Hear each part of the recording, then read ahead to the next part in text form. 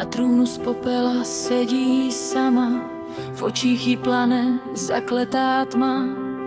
Koruna z havraních per a stínů šeptá jména dávných hříchů. Dlani svírá prastarý znak, nad hradem krouží černý mrak. Kdo překročí její práh, pozná, co znamená strach. Vítr zvedá prachy čas, slyšíš její tichý hlas. Není cesty zpět ani dál. Otevřel se temný sál. Královna černé magie, nocí zpívá melodie.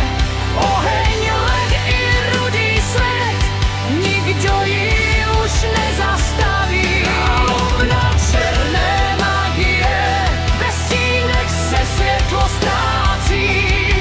Když zazní její jméno tmou, všichni skloní hlavu svou. Hodiny se zastavily, kamení strážci ožili. Na nebi krvavý měsíc pál, celý svět se zachvěl dál.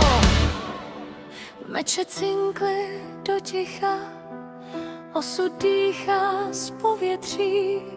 Každý krok je poslední, každý stín je nebezpečný. Nezachrání